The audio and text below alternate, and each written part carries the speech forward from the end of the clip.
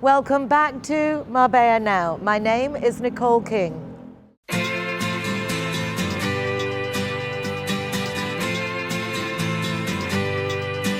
Hey, hey, it's a brand new day.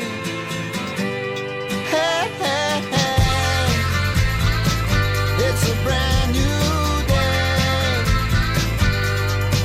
Halfway twisted. Here we are once again at the Palacio de Congresos, the exhibition centre in Marbella. I'm going to welcome my guests upstairs in the foreigners department. A lot of you don't know it exists, but it's a great space where we can have meetings, but above all, we can go and get information from the town hall regarding anything to do with being an international resident in the city. There's also a bi-weekly newsletter that goes out to everyone, which you can sign up for.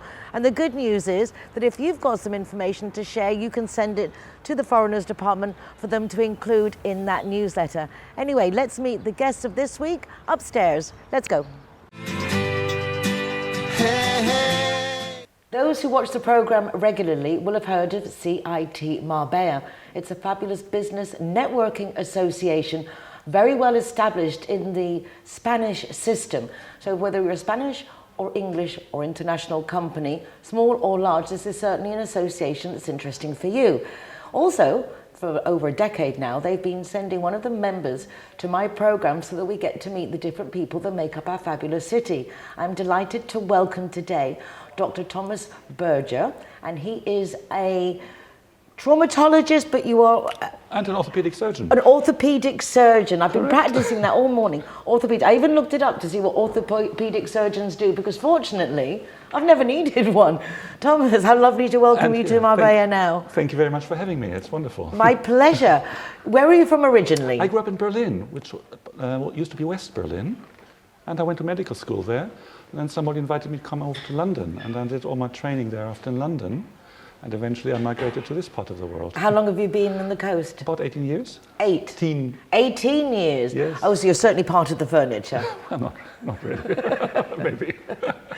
You're with HC International, which is a lovely hospital, or it's a very, very pleasant. It's hard to know that you're actually going into a hospital when you go there, because it's also very welcoming and pretty and lovely. Yes.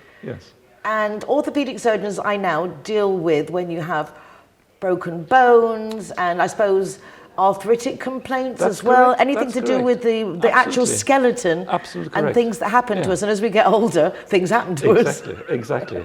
So at HC, I'm concentrating on hips and knees, mainly on knees. Well, there you go. Exactly. Well, there you go. Very important if you Very want to walk. suitable Yes. for the community that makes up Marbella. Exactly.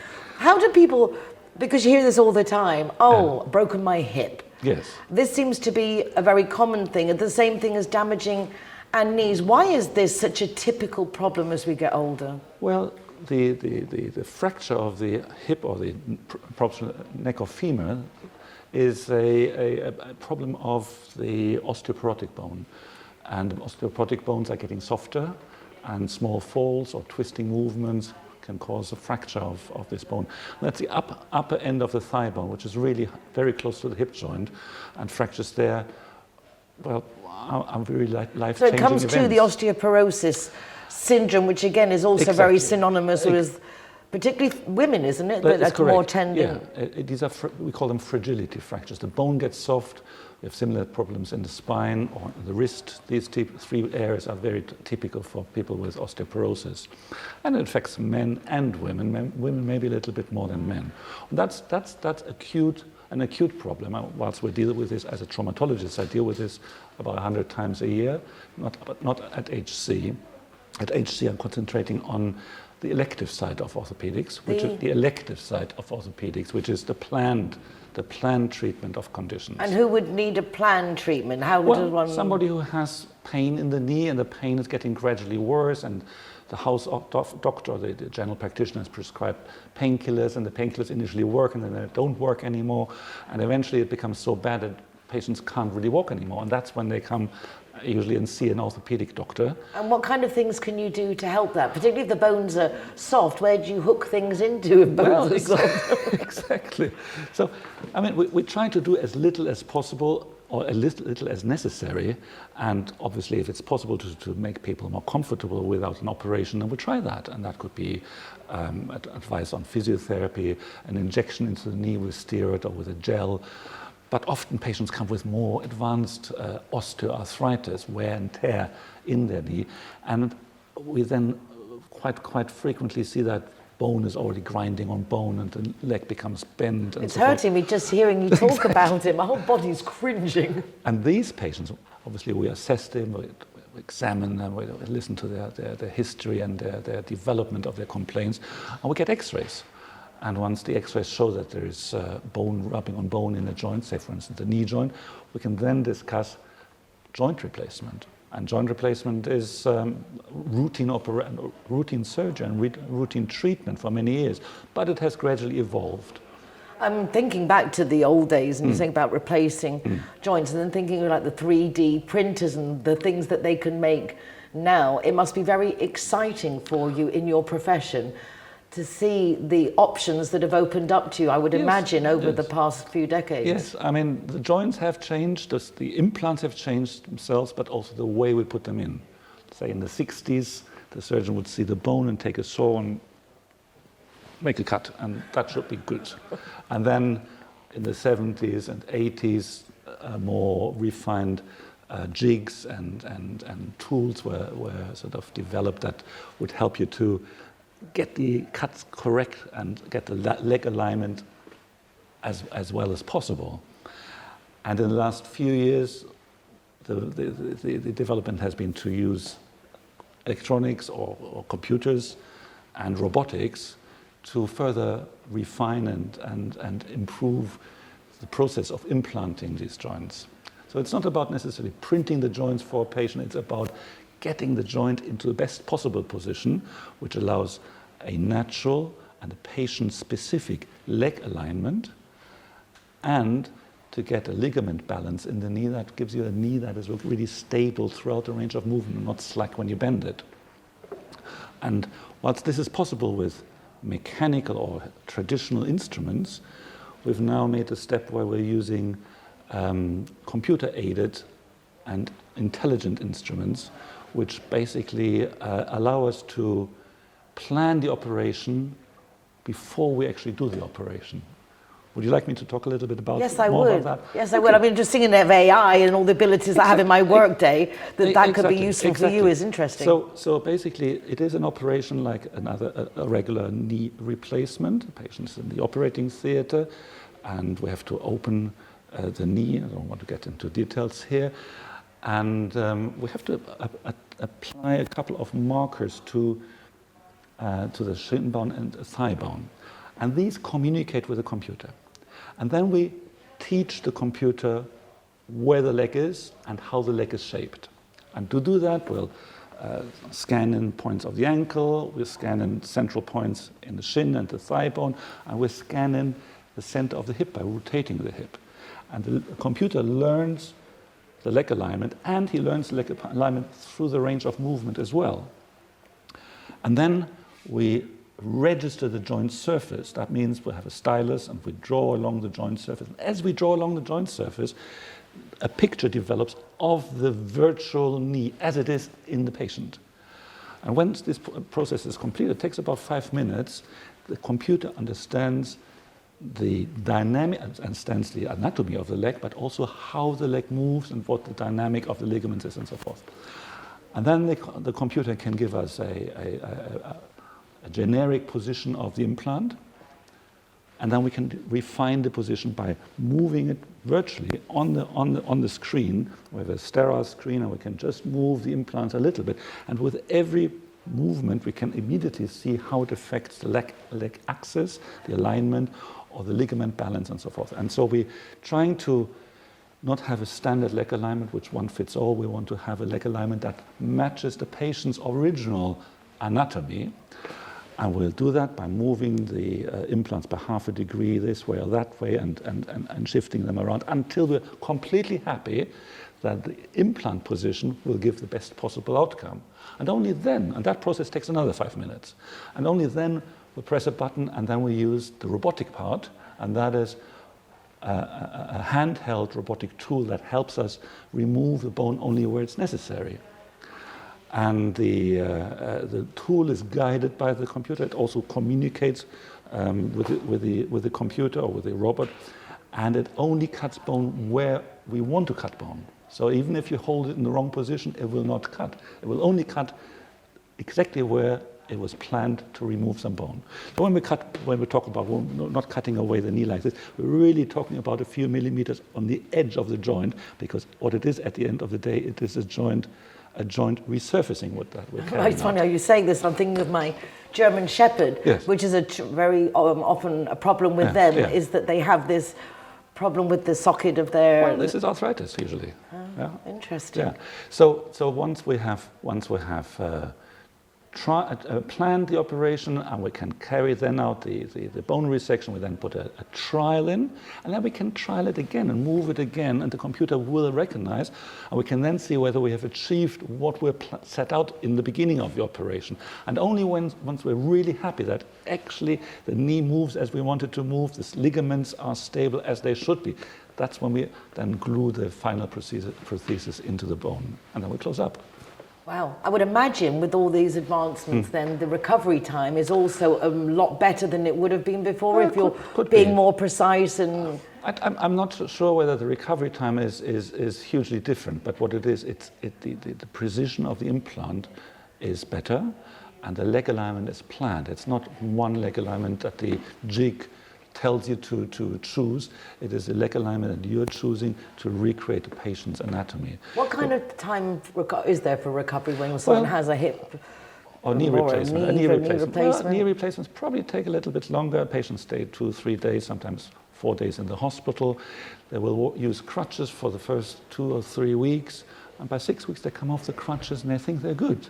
But in effect, there is still rehab in progress. When I see my patients at 6 months, they think they're perfect, but it is only probably after a year that they really forget about their knee. And that's what we want. We want But I patients... suppose if they've been in pain for so long, not having that excruciating pain makes them feel better, because comparably they're a lot better. Absolutely. Which is good. The excruciating pain from the arthritis is gone after the operation.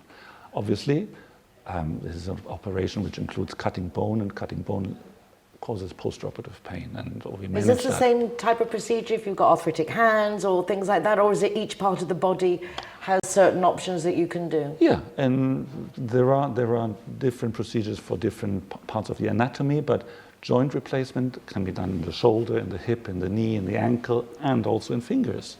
So yes, there is a similarity, and yet it's appropriate. Why did you choose this speciality of medicine? It was coincidence, I suppose. I had an uncle who was an orthopedic surgeon. That was a little bit of a role model. And then I came to London, and my consultant at the old Westminster Hospital, which is a traditional teaching hospital, said, "So Thomas, what do you want to do with your life?" And I said, well, once I had a sort of a spark and a quick thought, and I thought he's an orthopedic surgeon, I better say orthopedics. So I said, orthopedics, I want to be an orthopedic surgeon. It was meant to be. And he said, well, I'm sure we can help you along, and he did. And you know, the struggles from being a junior doctor, getting into training programs and so forth, that's very competitive. And I had a little bit of a supporter there, a mentor, I would say. And how nice that you can carry that on here on the coast and do what you like doing. Do you also play golf and other things? Well, I used to, but I got too busy to play golf. Too successful. I don't think. Yes, I still work in a public hospital settings where I work long hours and where I do a lot of these operations. So you're a nice person as well, not just a good doctor, but also a good guy. I think so. I think the balance of both is good. I mean, obviously HC is a private hospital and we do private medicine, but I think it's also fair to provide for the community and well, do that. It's a pleasure to meet you, Dr. Thomas Berger. Thank you very much. Berger, if you're saying it in the German way. Correct. That is good. Thank you ever so much, and thank you to Cit Marbella. And you just heard, any problems with your knees, this doctor is the guy to sort it out for you. Thank you very much. Thank you so much. Bye-bye.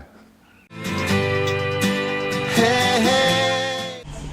Hi guys, Ross here from Hogan Stand. Proud to be a member of the ZeroHero campaign, and we recommend everybody. Nobody tries drinking. Everybody who drives a car doesn't have any alcohol in their system, and we're proud to sponsor the ZeroHero program. You've been out of shape and you feel like you've missed it. You dropped out the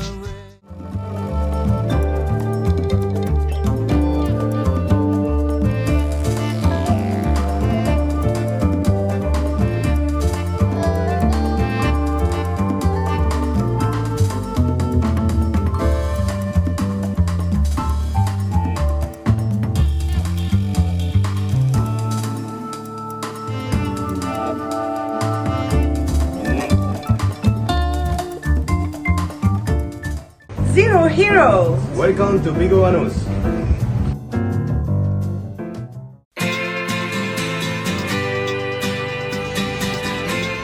ZeroHero, welcome to Bel Mare.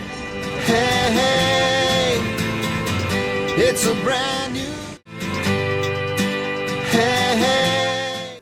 I am delighted to welcome Esther Reyes to the program.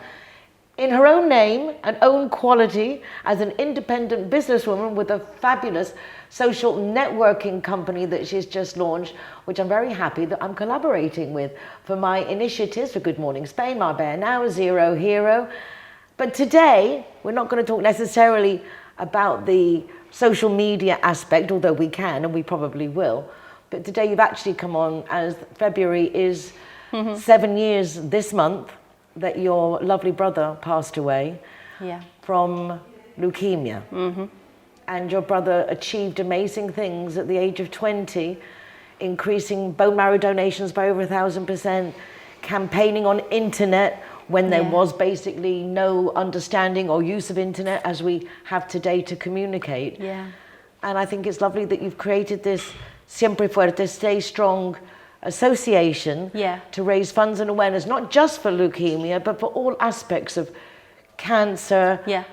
So congratulations, Thank you first so of all, much. because you've really taken a difficult situation and turned it into positive wherever you can.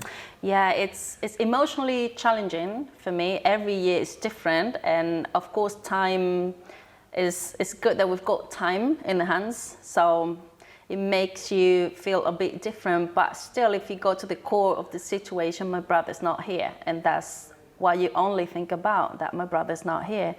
Anyways, I do have a lovely family. I do have a daughter, which I put all my love, and all the love I can't give to my brother, I just give to her and my family and my work, as you mentioned before. So, yeah. Congratulations on that too, because you do have a lovely social media company and all kinds of promotion and marketing, and you're giving talks at the local universities. I am. And after 8 years at Kudeca, doing a fabulous job, it's lovely to see that you're growing, your family's growing, and you're, as a person, have stepped out there into the world to say, okay, let's see what life has to offer. I'm so thankful to Kudeca that I could learn.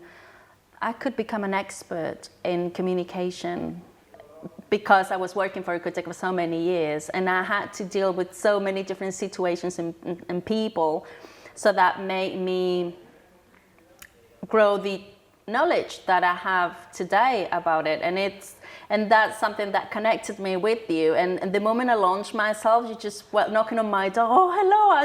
I just want to help you. I just want to work with you. Let's give it a try. So I'm so thankful to you too as well. But that's because of you. You are a lovely person. You're genuinely sweet.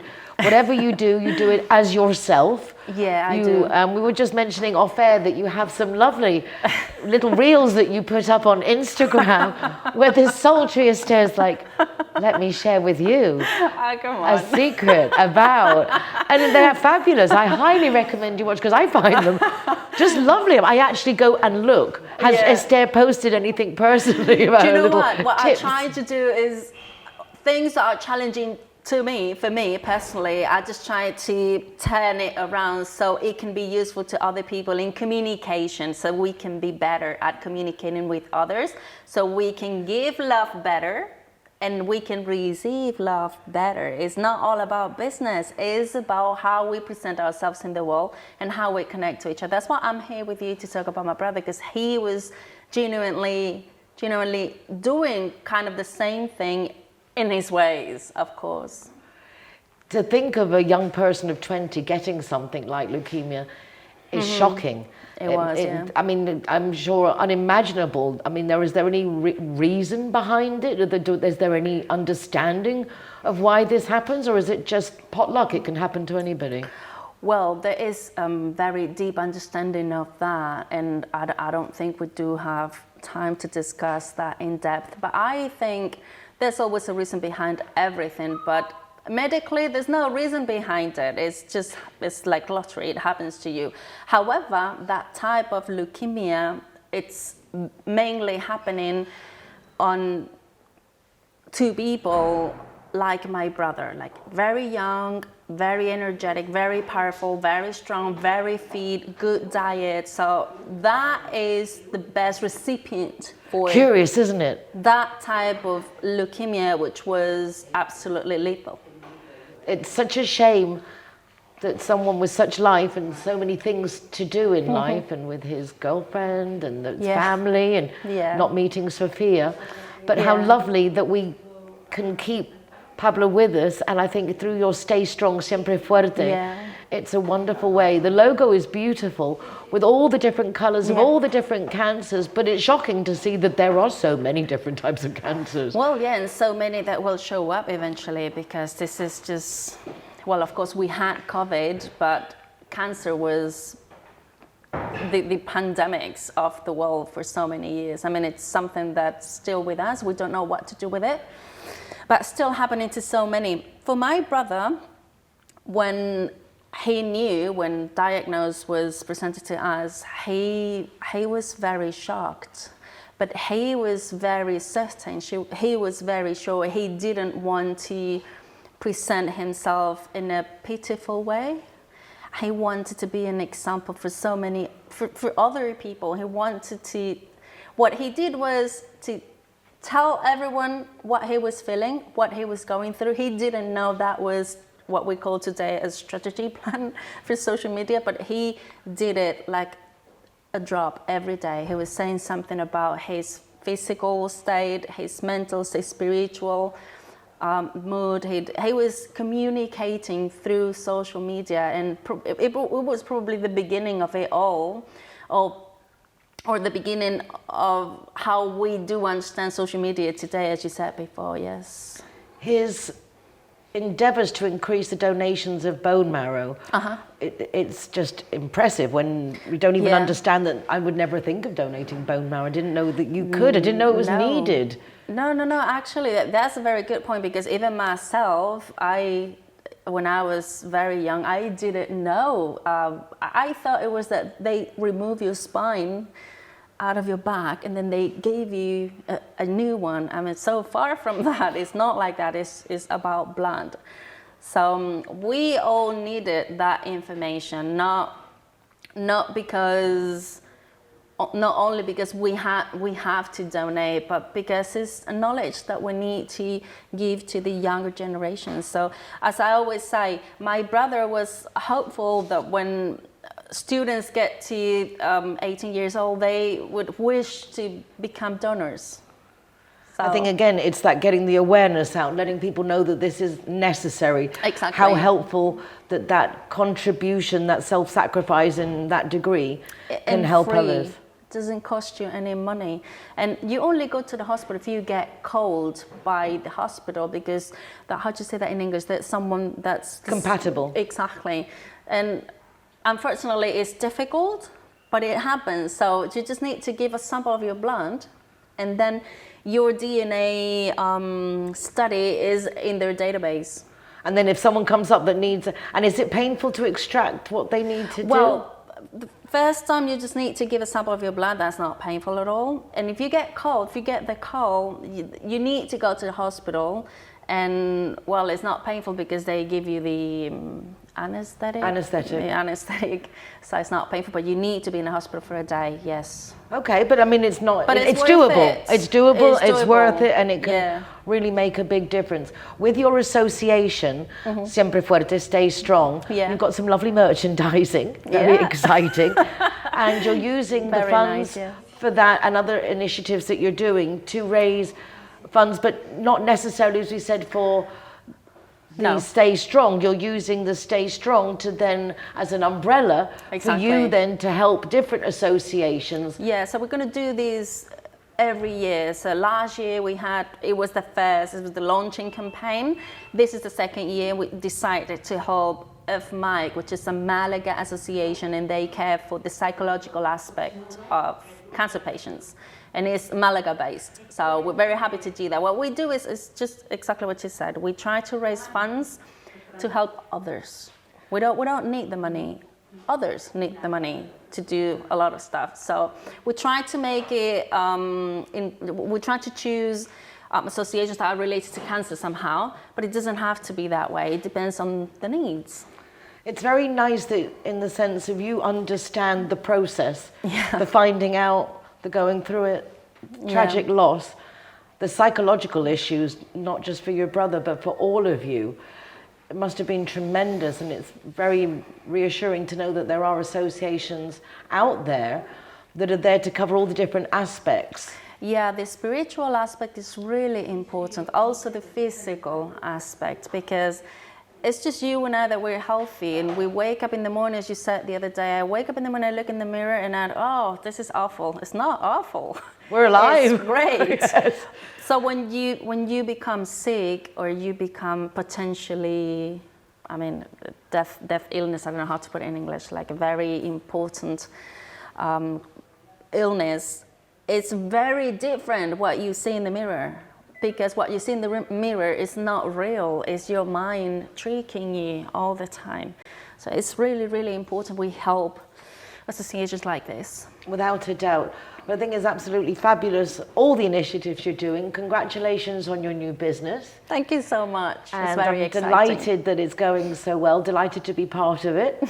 If you need Esther, remember me first. Yeah, you are my first client, so you need all my, I mean, I'm going to be thankful But forever. when things are right, they're right. They fall into place. That's true, It just that's worked true. out perfectly. Yeah, thank you so much. Well, again, I'm really sorry for your loss. Thank you. And I'm glad that we can talk about Pablo and remember Pablo, a lovely young man from a beautiful family.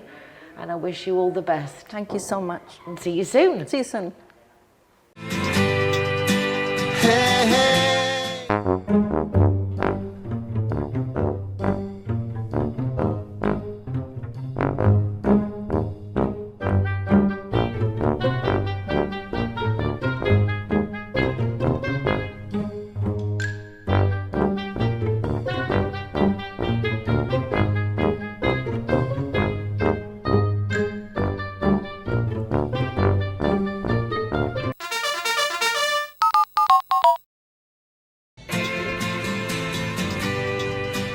ZeroHero, welcome to the Sister Restaurant.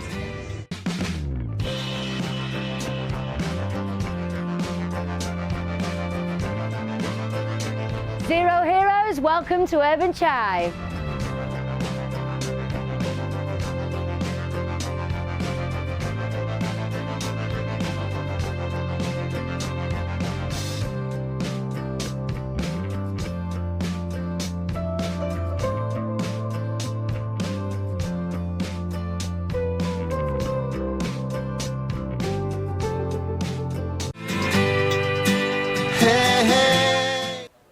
Groups, clubs and associations are a wonderful way of making friends and also contacts for business.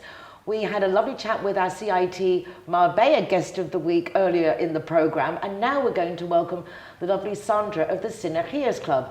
Elena Olthina started this group, and she's become a lovely friend, and it's very lovely now to welcome Sandra to the programme, and her company is German Kitchens. I wonder, possibly what they do. Could it be kitchens from Germany? Let's find out.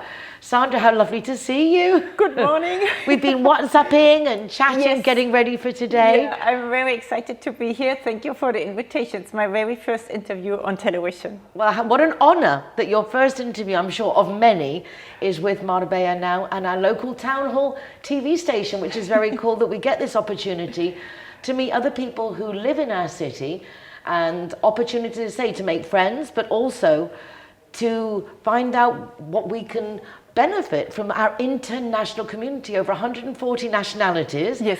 A lot of Germans. Yeah. Do you feel very at home here? Do you have a German, like, I don't want to say ghetto, but do you live in Little Germany, or do you... No, I live in Little England. I live in La Duquesa. Okay. But Little I England. work in Estepona. I have my shop in Estepona, and Estepona is very international. So we have a lot of Swedish clients, English, Germans, obviously Austrians, Swiss, actually from whole Europe. So I think the quality of life in Estepona is really high. We are blessed along the Costa del Sol, without a doubt. The weather generally is wonderful, but also the people, because I think we're an international community. Yes. Everybody's out to be happy. In general, we're looking to have a nice life, make the most of the day, and at the same time work and make friends. Yeah, I think it's really difficult to find such a nice place like here, because you have very friendly people, you have happy people because there's the sun. You have an international community. My daughter, she's 12, so she speaks fluently 3 languages, and this you probably would not get in Germany. And that is such a big advantage. I know from myself, having Spanish just changed my life. The doors it opened, and once you've got the few basic languages, you can guess others. Yes. Except German.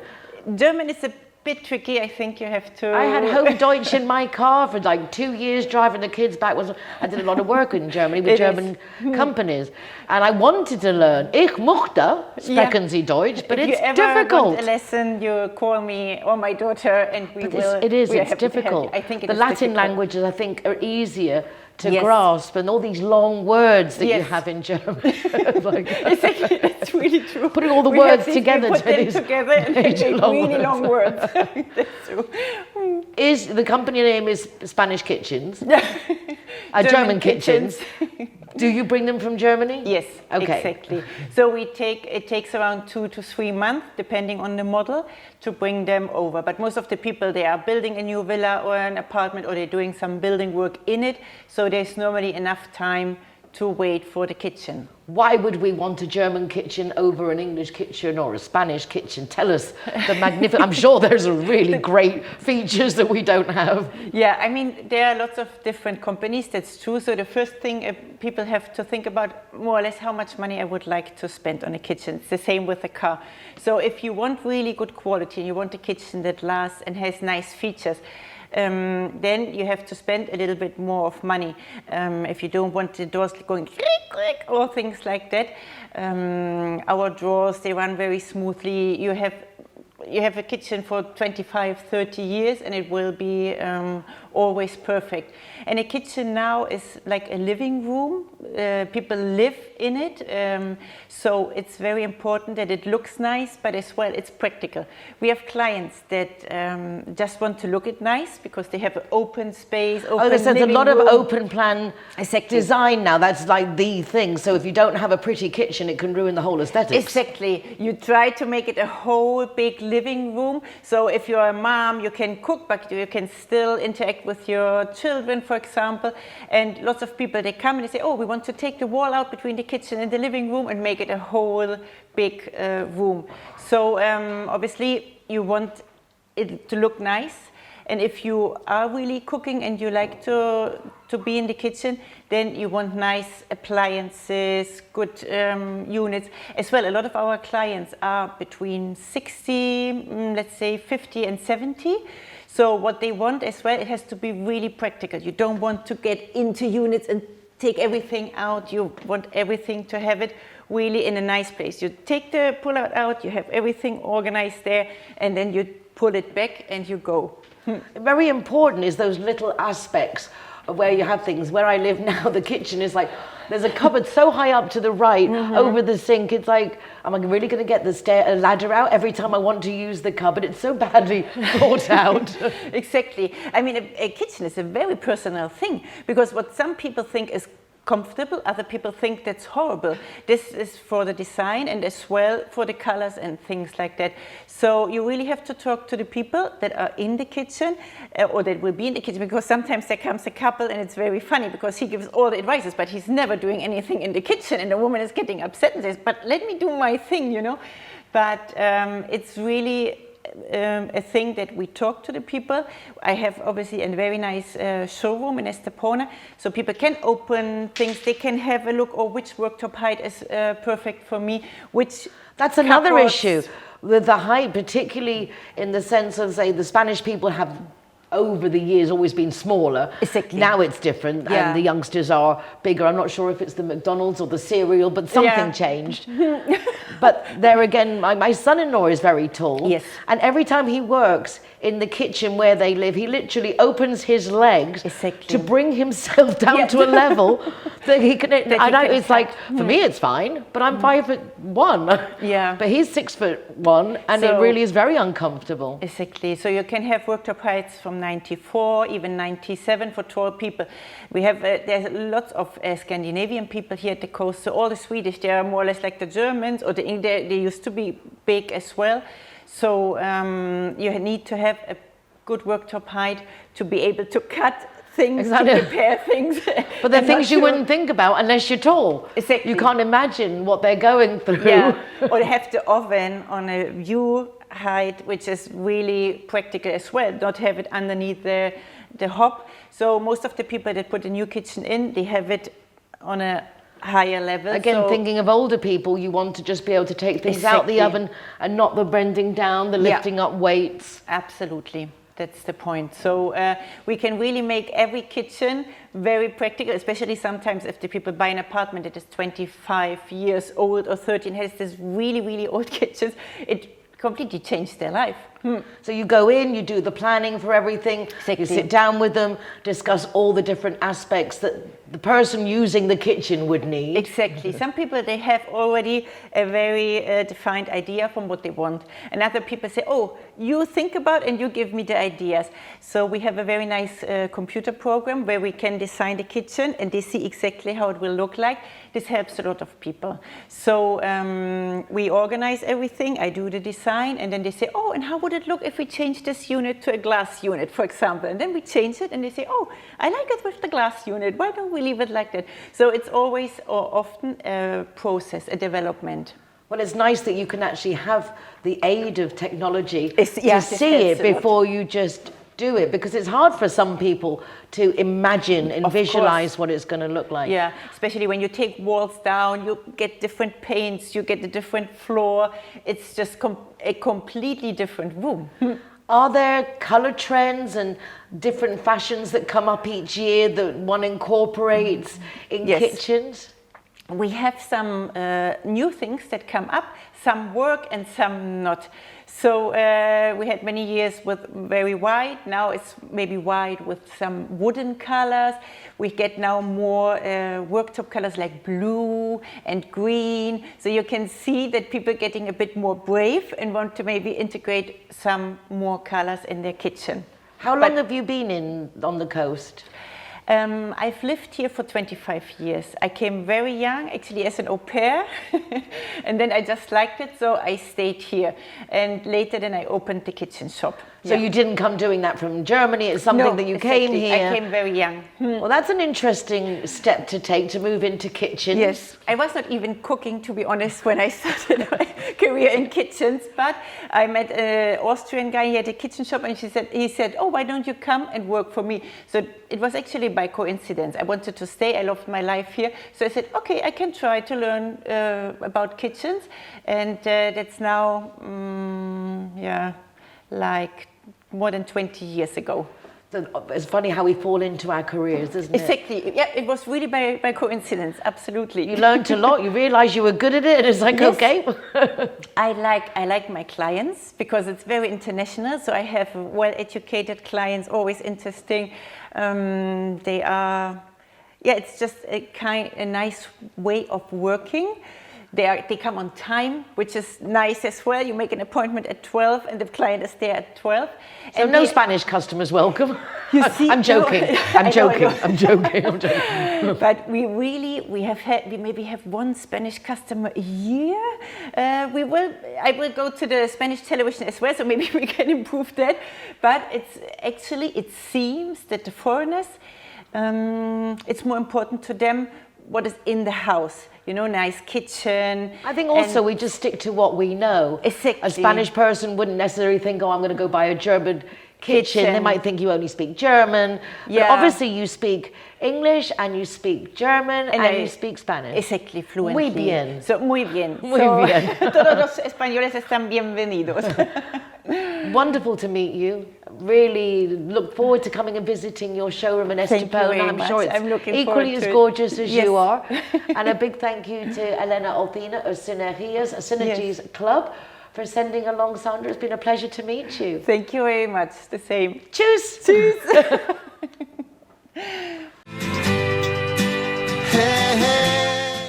I'd just like to remind everybody who's not part of the EU that we need to renew our Padron, our subscription to the town census, every 2 years. If you are part of the EU, it's every 5 years. But us Brits now are no different from Americans, Canadians, and if we haven't had our renewal done in the last 2 years, we need to do it. On the 5th of March, the cities have to eliminate all the different subscriptions to the Padron if they haven't been renewed. And it's important that they know how many people are living in the city, which they know by us signing on to the Padron, in order to cover the costs of policing, hospitals, fire brigade, and collecting rubbish as just some of the basic things we take for granted. So please, if you are English or no longer part of the EU, think back. Is it more than 2 years since you've renewed your census? If so, please do contact the town hall and find out how you can do that. It's ever so simple, and I'm just realising that probably includes me, because the last time we did a campaign to sign up the Padron was definitely a couple of years ago. Anyway, thank you for remembering that. It is very important for our city. Regular viewers will have seen the Tönnheim gallery many times on Marbella now, because I love to go to a gallery, and the La Campana area with the industrial estate has become actually quite a hub, and that's where Mattias Tönnheim had his gallery for the last few years. However, Mattias is deciding to make a big brave move to Madrid, and I thought it would be lovely to bring him on the programme before he leaves to find out a bit more. Mattias, first of all, congratulations.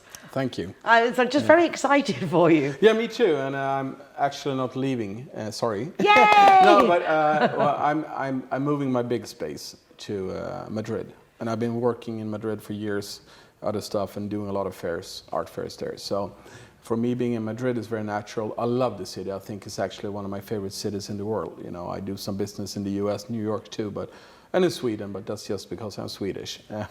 I can't help that. But so I'm closing my space here, or it's actually already closed, and I'm gonna do some pop-ups here in Marbella in a different way. But my new big thing is Madrid. Well, I'm delighted that you are still going to be sharing your time between both places and that we don't lose you, because you're definitely an asset for the city. You're very integrated, and we get used to the people that we have around. We don't want them to leave, but I think it's a wonderful move to Madrid. Tell us where you're opening your gallery. We're opening it in una barrio. It's a gentrification area, actually. It's a big area in Madrid called Carabanchel.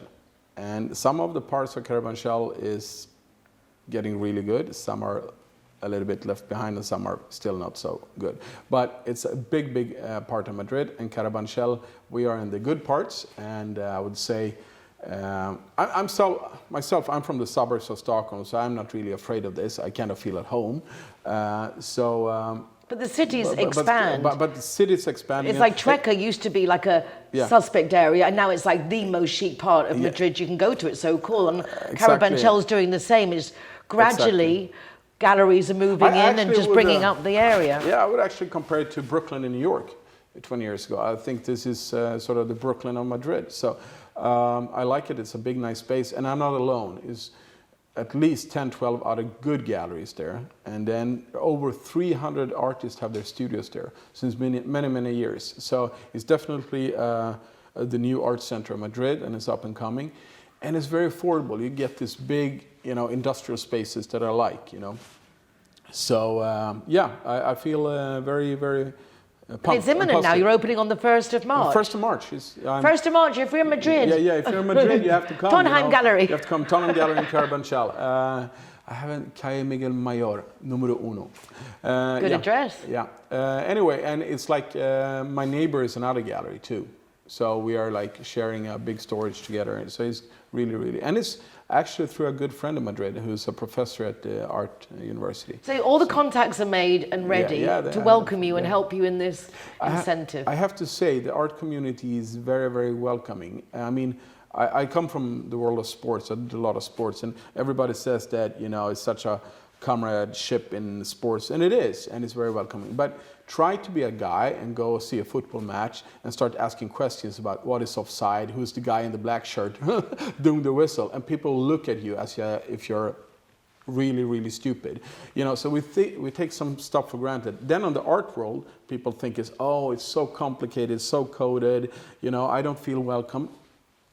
Nonsense. I mean, if you walk into a gallery and pay attention, or actually ask a question, we're not spoiled with that attention, so you get the warmest welcome, and artists are very lovely. The only one to make the art world a little bit complicated is like people like me, the gallerists and curators and critics, But artists I find very, very, very welcoming, and it's art for me is such a natural part of my life. Who are you going to open the gallery with? What exhibition are you going to show? I'm showing new works by a Slovakian artist. He's based in Prague and New York. His name is Martin Lukács, and he is one of those hip, young, emerging artists. And he's doing a really cool take on manlyhood, or like I have my background, what I've done in my life. And it's very interesting now that he's doing a show that's called, it's about the modern cowboy, sort of. Call Me Country is the title of the exhibition. Like Marlboro Man, like the He-Man. No, I mean, Martin he's like, you can be both. I did all with my sons when they were small. I'm a widower, as you know, but I did change diapers, I gave them, milk, I did all. But at the same time, I was really much in another job, So I think as a man, you can be both soft and hard, but you have to know when to be what.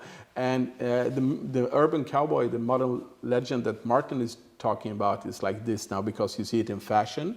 You see it's coming back in TV. All these streaming services have their own sort of modern cowboy show, And it's like, at the same time, you're a little bit a lone ranger. And it's very much of the manly identity in this sort of the cowboy. It can be good and bad. Art is so subjective. It's so personal. Yeah. Do you find that you literally just, it's my gallery and I'm going to put in the things that I like, or do you give in to what is the trend or what the general public are asking for? This is a dilemma for me. But for me, because I have other businesses too, the art is actually one of my main businesses. People get the misconception it's a hobby or a passion. It's a passion for sure, because I buy more art than I can have room for, and more art Hence than I the can storage afford. with your neighbor gallery. Yeah, I have so much art, and I buy from other galleries too. But the thing for me, I have to have a feel for it. It doesn't mean that, and yes, it's very subjective, but it has to be quality, So it means that we only work with established artists that are, come from the good schools or the big universities. But of course, you have to make an exception to the rule. So sometimes you find, but it's 1 in 1,000 that makes it without the right background. It's like very hard. And for some reason, some people think like, I don't need an education to produce art, but you would never go to a dentist without the dentist degree, or a lawyer without the law degree, But Does that make it, is it like help you sell in a gallery because you can validate their, yeah, of course, their story? but also the quality of how they make it, it's conceptual. They don't just paint nice colors, they have like some meaning with it. And for me, actually, art now is one of the last, I would say, outposts for free speech. And as a former journalist, I think that's super important. And today everything is, you know, sort of boxed in and safe, and people want to play, don't want to upset anyone, and you know, you don't want to have a free debate, and people that have a different opinion, they actually get killed. Just look in Russia right now. Sorry, I'm not going to go into politics, but the art is actually part of how we communicate. So it's more for me than decoration. Then, of course, if I'm going to have it on my wall, and of course my girlfriend doesn't like it if it's not, you know, doesn't work with the interior. But at one point, it have to have something more than just nice colors for me to find it interesting. But of course, I don't only exhibit art that I find attractive. It can be something that's actually sometimes revolting or upsets me, but it has to awake something in me, an energy, an emotion, and it's about that. It's a message, and yeah. I love that you making reference to the stories that a picture can tell, or how it can make you instigate feelings, create reactions. And I do agree that nowadays painting something is a way of expressing that perhaps we don't have the freedom to express in other ways. And when we were talking the other day, I mentioned like with Leonardo da Vinci, all these hidden messages, and all these things they're looking for, and the secrets that they're telling. And I imagine in those days also, you can't really speak freely, and then there needs to be a way of passing on information that the trained eye can appreciate. We have that today too. If you look at one of the world's most famous artists, Chinese, Ai Weiwei, he is communicating a lot of through his art symbolics. And you know, China is not a democracy; it's super controlled, and it's a technocratical dictatorship. And some art is getting banned, but he's getting so powerful in the art world, so they can't stop him. They can't stop him, and he does his work very clever. And if you look at Eastern Europe, former Eastern Europe, you look at literature, how they do these fables to describe Stalin or the horrors of, you know, the Soviet Union. You know, it's all there in culture. So, and you know, my mother was an artist. She died young, and she was not a famous one. She's one of those many artists that never makes it. But it's sort of. And that you wouldn't have put in your gallery because she didn't have the right education. No, exactly. That's. I only have one painting left of her, but it's a homage to her, sort of. So, for me, art is on a different level. It's super important. But of course, it's not. Doesn't have to be serious. It can be. Martin Lukács, for example, that I'm showing now. It's a lot of humor. He has a big sense of humor. It's very colorful. It's, you know, you can interpret whatever you want on it. And I think some of the best art is the one that communicates on different levels. And that's why some, you know, my sons, they like art now. The oldest one works as a designer, but the youngest one was skeptical. But he works in my gallery sometimes. And when he saw the El Bosque in Madrid at Prado, he was mesmerized. I couldn't drag him out of there. He was like, he couldn't stop looking at this painting that's 600 years old. And he was like, how come they could paint history, present, and future at 1495 or something like that, you know? And he was just, and that something happens in you when you see that, and you learn a lot, not only about the world, but also about yourself. So, for me, it's a big difference about quality and taste. I can like junk food, okay? Because I have a craving for a burger. But then at the same time, I really appreciate a good Guide Michelin meal. You know, you eat 10 courses. And one thing doesn't necessarily have to be, you know, you don't have to take away one. Exactly, it doesn't have to be one thing or the other. No, you can have both. And that's the metaphor for the art. You can have like pop art that is like direct, and you sort of, is easy to digest. And then you can have, there's time for something more demanding too. So. I can see that you like to make people think, that it's something that intrigues you, the mechanics of people's mind. You seem to I learned something very young, that never underestimate people's intelligence, but don't overestimate their knowledge. It's a big difference. Knowledge, you know, is something you can be taught and learn, but intelligence, I'm a humanitarian. I believe in a philanthropist. I believe in humanity, but at the same time, people are, sorry to say, they're lazy. and they're in their comfort zone and they don't want to, you know, step out of that. I would say more fear than lazy. Yeah, I think fear, a lot lazy, of, but some people are, okay, correct me, that's correct. They're scared of making a mistake or doing the wrong thing. Zone. Yeah. But some people are actually lazy. Sorry. I don't think we can include you and I in that list. No, I'm super busy. Although sometimes I feel that I'm being lazy just because I'm not doing something, and I'm so used to doing something all the time that this guilt feeling of not doing something. I have so many other faults, so just good I'm not lazy. Oh, you're well too modest. You don't have any faults. You're a perfect human being, a perfect specimen. No, you know my tattoo, you know. My favorite quote by Leonard Cohen. It's, there's a crack in everything. That's how the light gets in. So I'm very attracted to the imperfection, you know, that's what makes it interesting. And I think that's wonderful, perfectly imperfect. Mattias, congratulations. Thank you so much. 1st of March in Miguel Mayor #1 in Carabanchel. The Tönnheim Gallery opens its door at what time? 6:30 with Martin Lukács, and you're more than welcome. And if you don't like art, we have beer and wine. You know, but anyway.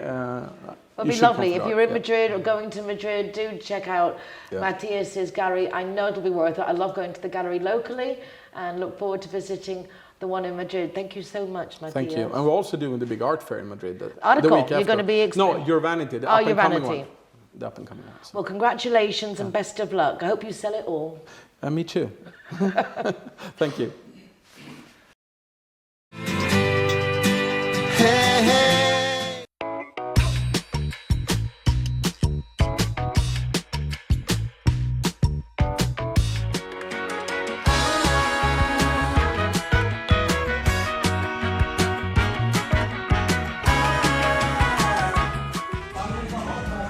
ZeroHero, welcome to Sunday.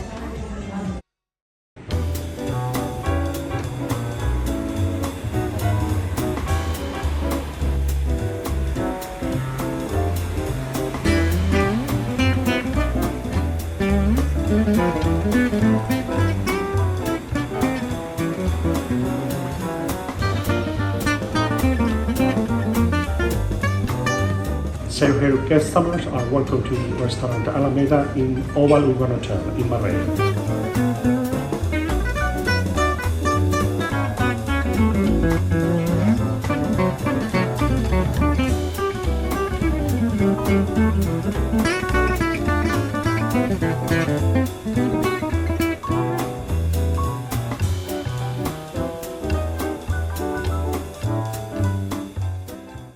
Hi, I'm Monica. Hi, I'm Paula. We are sisters and we are here to talk to you because we are the founders of Family Support Group. This is a company that began many years ago when our mom died. It was something horrible for us because nobody can help us. And in this moment we decided that no one who faced a terrible illness can be in the same process like us. So that was the reason that we created Family Support Group. And we bring you the doctors, caregivers, and nurses to your own house for help you. Our mom wanted to be at home, and we had problems with the healthcare system in Spain because you must talk with a lot of doctors, you must try to investigate many things and many information, and we were absolutely alone. We can bring you all the medical service to your house. We want to be your family support group.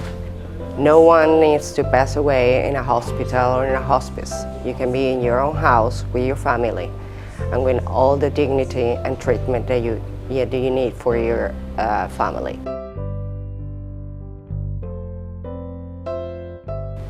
Call us. We are here for you.